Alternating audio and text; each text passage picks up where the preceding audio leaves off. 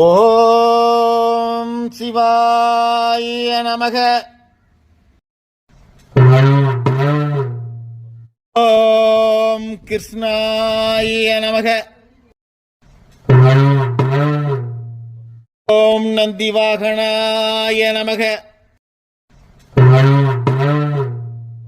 ஓம் காமதேனாய நமக. ஓம் நாற்பத்தென்மராய நமக. ஓம் நாற்பத்தென்மர் குலதேவதாய நமக. ஓம் ஜானகல்வராய நமக. ஓம் தோகைமலை கோட்டை ஆளவட்ட கவுண்டர் மகா ஸ்ரீ தம்மக்க பீரகவுடராய நமோ நமோ நமக. ஓம் திருமலசாமி கவுடராய நமோ நமோ நமக.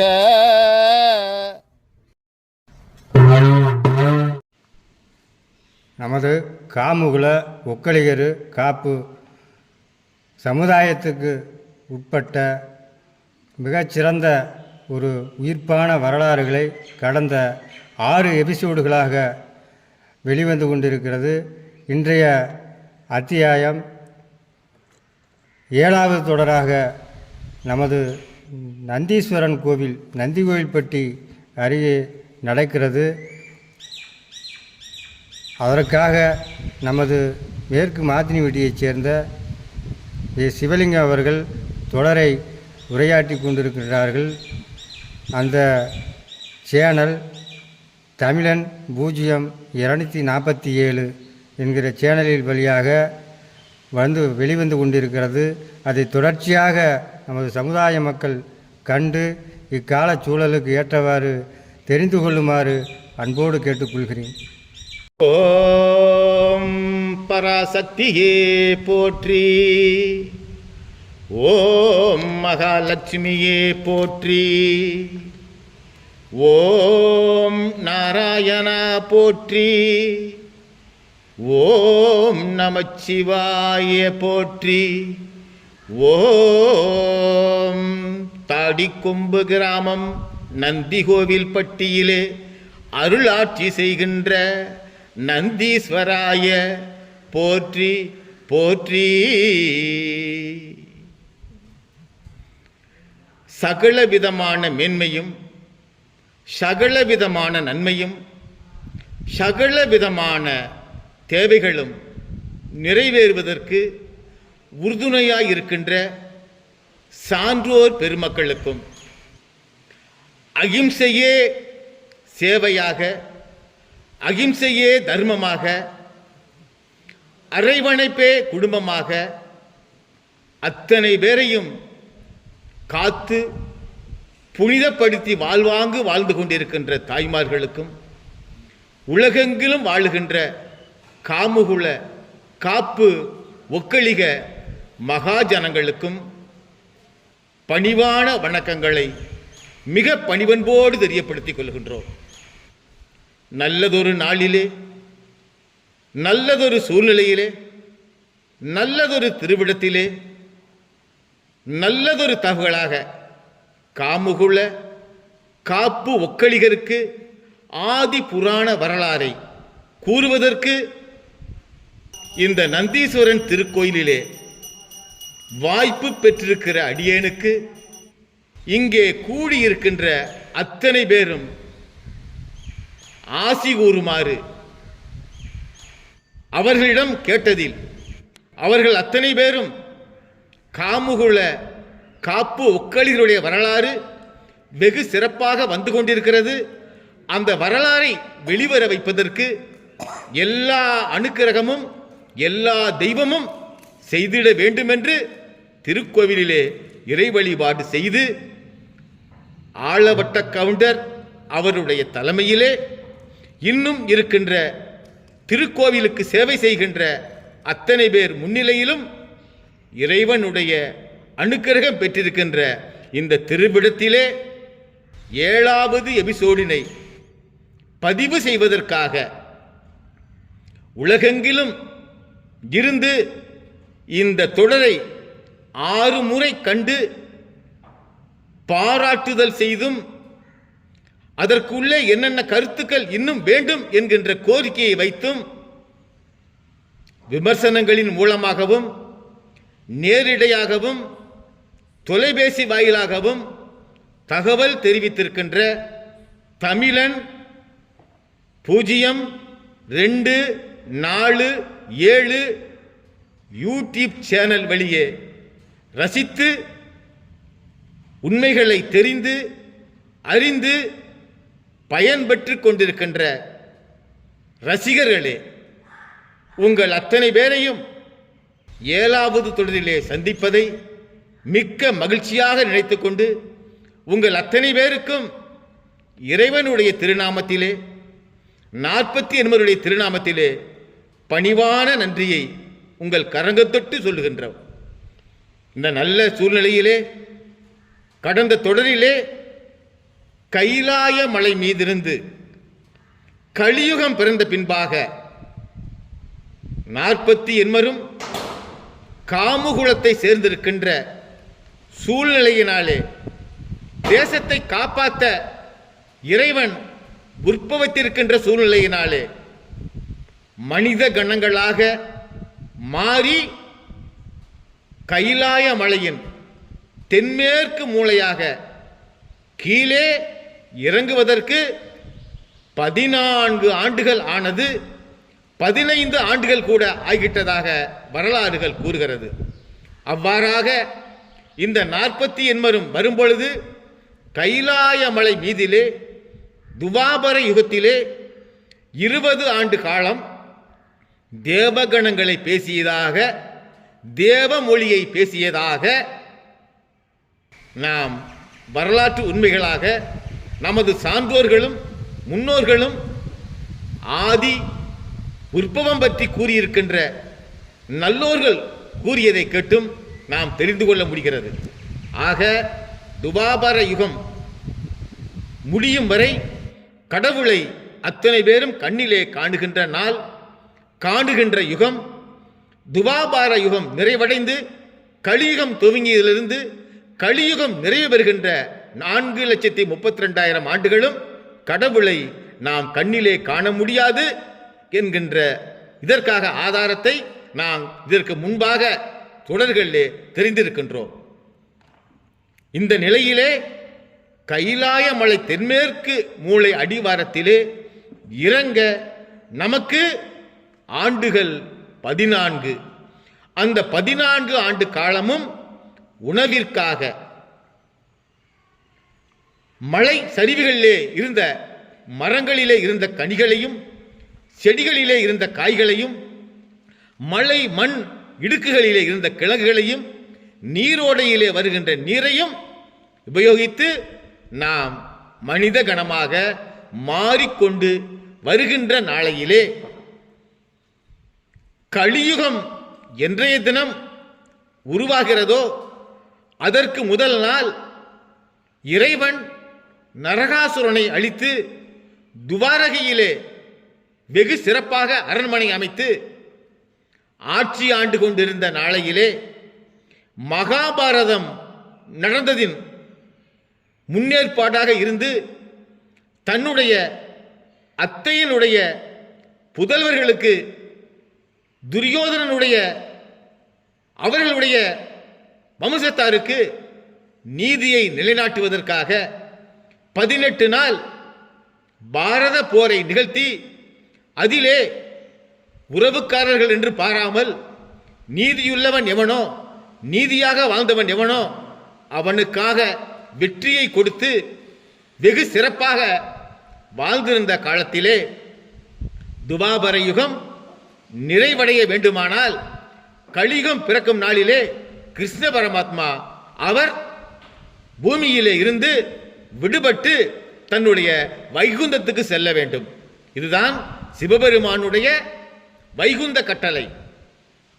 இம்மாதிரியான சூழ்நிலைகளிலே கிருஷ்ண பரமாத்மா கலியுகம் பிறப்பதற்கு முதல் நாளிலே வைகுந்தம் செல்ல வேண்டிய நாள் வந்து விட்டதால் அவரும் சென்று விட்டதால் பூலோகத்திலே அவருடைய குமாரர்கள், அவர்களுடைய உறவின் முறையினர், அவர்களுடைய நண்பர்கள், அவர்களுடைய சுற்றத்தார் அத்தனை பேரும் பதைக்க நமது வாழ்க்கையிலே ஏதேனும் தீங்கு நிகழாமல் இருக்க வேண்டுமானால் யாருடைய உதவியை நாட வேண்டும் என்கின்று பதைத்து வாழ்ந்து கொண்டிருந்த காலத்திலே பல இன்னல்களை, பல சூழ்நிலைகளை கடத்தி கொடுத்து வெகுவாக சிறப்பான வாழ்க்கை வாழ வழிகாட்டிய கிருஷ்ண பரமாத்மா இல்லாதது கண்டு நாம் இந்த பூமியிலே, பூலோகத்திலே எவ்வாறெல்லாம் வாழ முடியும் என்கின்ற அபிப்பிராயம் சிலருக்கு, இன்னும் பலருக்கு அவருடைய அனுக்கிரகம் இருக்கும்போது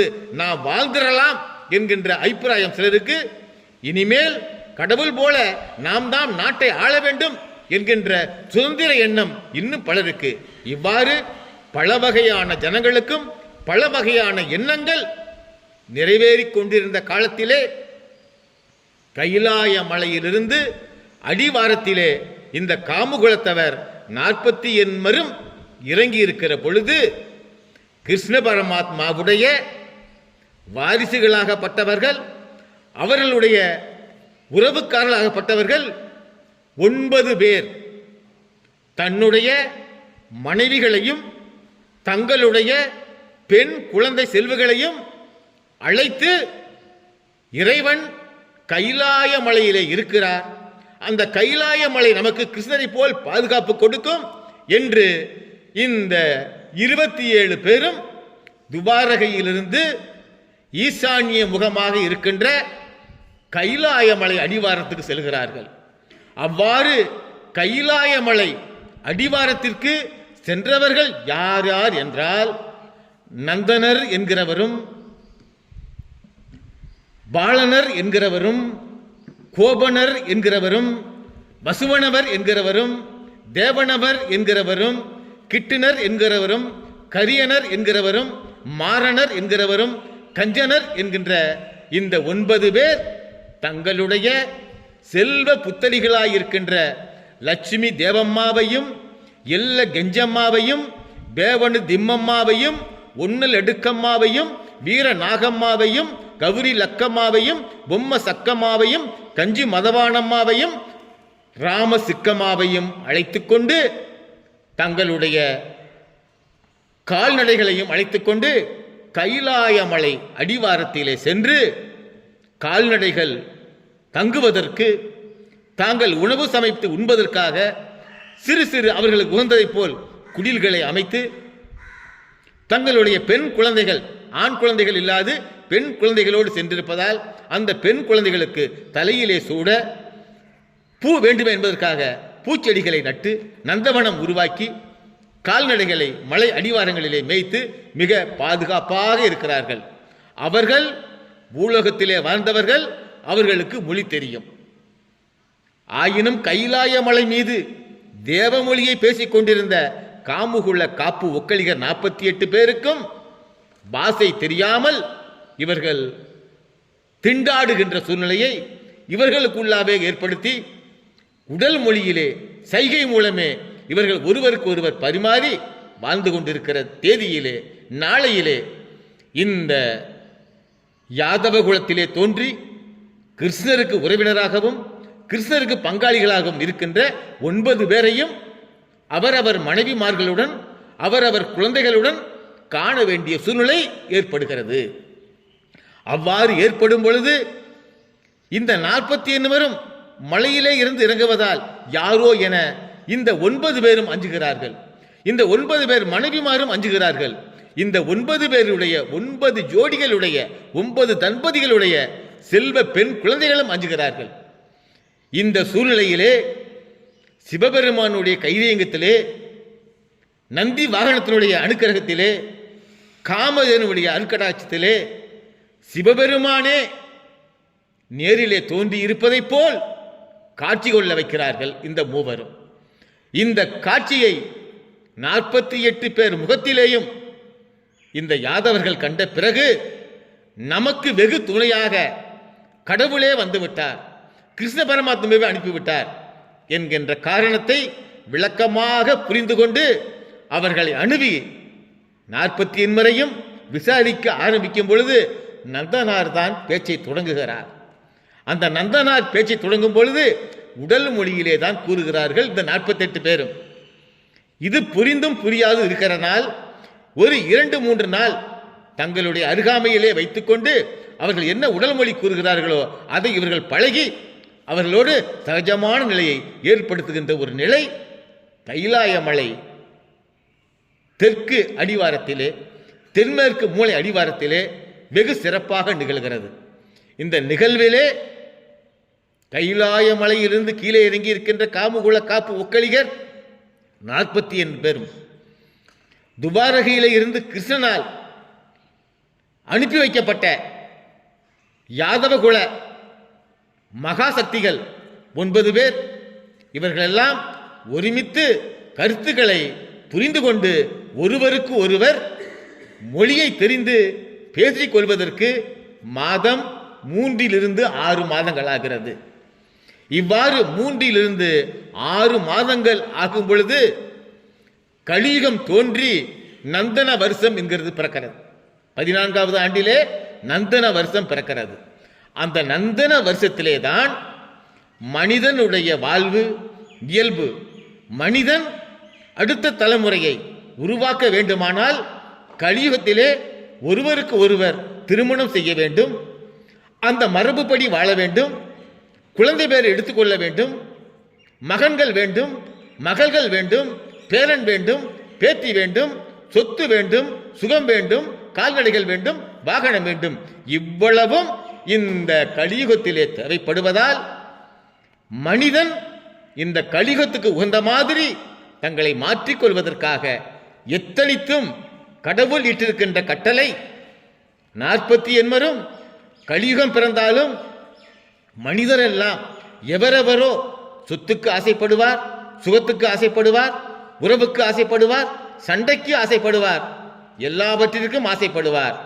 நீங்கள் 48 மட்டும்தான் அந்த யாதவ குலத்திலே தோன்றியிருக்கிற 9 பெண்களை விவாகம் செய்து அவர்களுக்கு பிறக்கின்ற குழந்தைகளை இன்னும் மீதம் இருப்பவர்கள் முறை வைத்து திருமணங்கள் செய்து அபிவிருத்தி செய்து இறைவன் இட்ட கட்டளையாக எவ்வாறெல்லாம் மனிதன் கலியுகத்திலே வாழ வேண்டும் என்கின்ற தத்துவார்த்தத்தை உணர்வதற்காக நீங்கள் செல்ல வேண்டும் என்பதை மட்டும் ஞாபகத்திலே வைத்து அவர்களை விவாகம் செய்வதற்கான விஷயங்களை தெரிய ஆரம்பிக்கிறார்கள். ஆக யாதவ குலத்திலே தோன்றிய நாககன்னிகள் 9 பேரும், அவர்களுடைய தாயார் 9 பேரும், அவர்களுடைய தகப்பனர் 9 பேரும், இந்த 27 பேரும் அவர்களுடைய கால்நடையும் கைலாய மலையிலே இருந்து வடமேற்கு மூலையிலே தென்மேற்கு மூலையிலே கீழாக இறங்கி மக்களுக்கு தொண்டாட்ட வந்திருக்கின்ற காமுகுல காப்பு உக்கலிக மகாஜனங்கள் 48 ஒன்று திரண்டு இருக்க அந்த இடம் தெய்வலோகம் போல் காட்சி தருகிறது. இவ்வாறு தெய்வலோகம் போல் காட்சி தருவதற்கு சிவபெருமானும் கிருஷ்ண பரமாத்மாவும் இன்னும் ஏனைய தெய்வங்களும் அருளாட்சி புரிந்திருக்கிறார்கள்.